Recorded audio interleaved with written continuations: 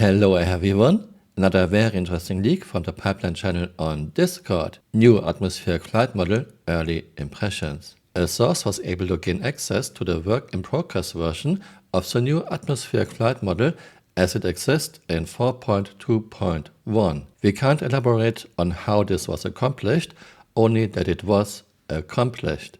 The Pipeline channel on Discord is usually well informed, most of the leaks come true, but take this with a huge grain of salt. First of all, it's a work in progress version. Second, I don't know how a source was able to gain access to this.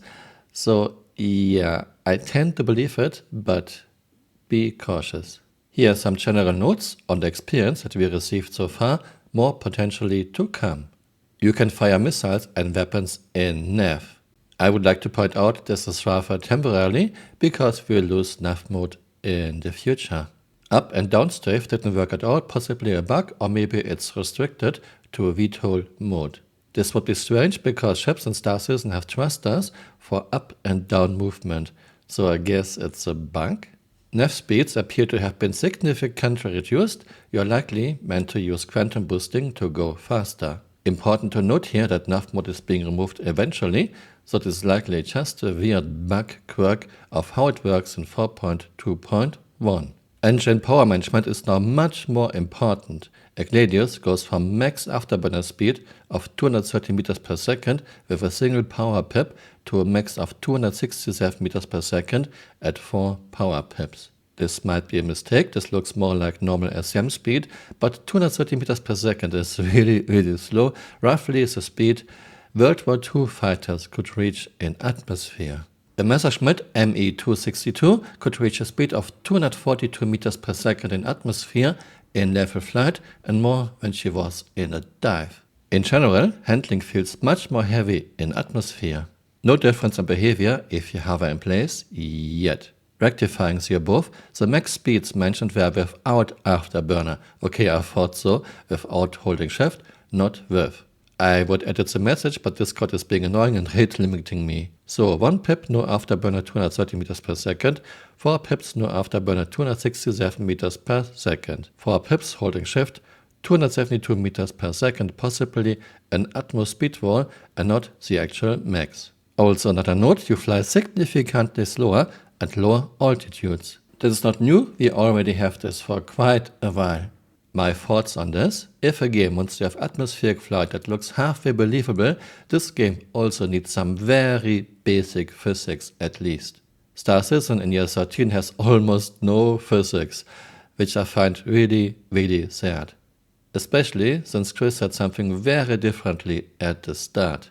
Physics, not a dirty word, October 20th, 2012. Yes, this is old, but people read this, and people decided to buy ships to support Star Citizen because of what Chris wrote.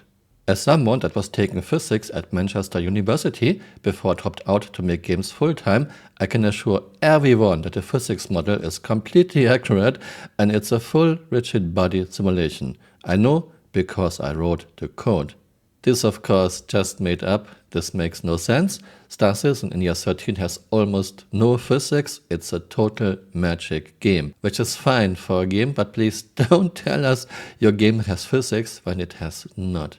And according to Richard Garriott, Chris doesn't even understand conservation of angular momentum, so I don't think he spent much time in the university. CRG also would have to look at the ships.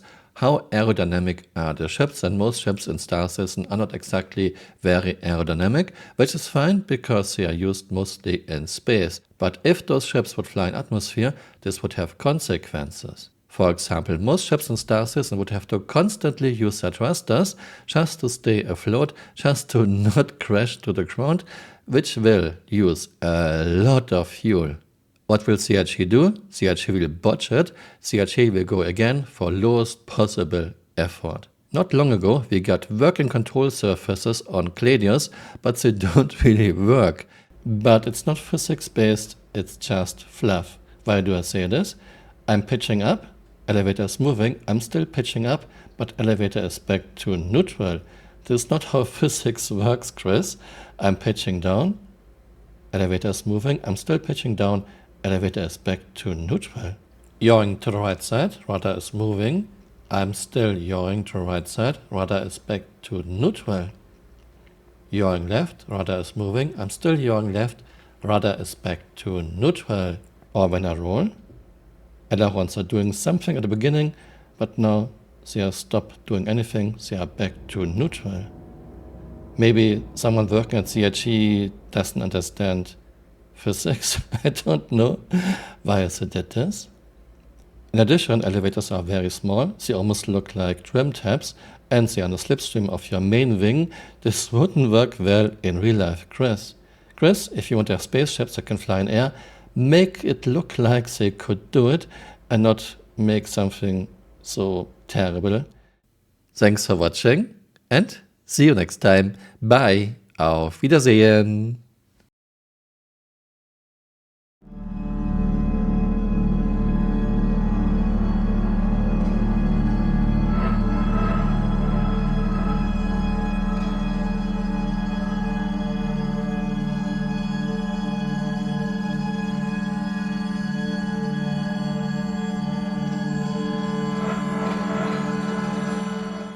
Hey, you're still here. You might want to join me on Twitter or on Blue Sky.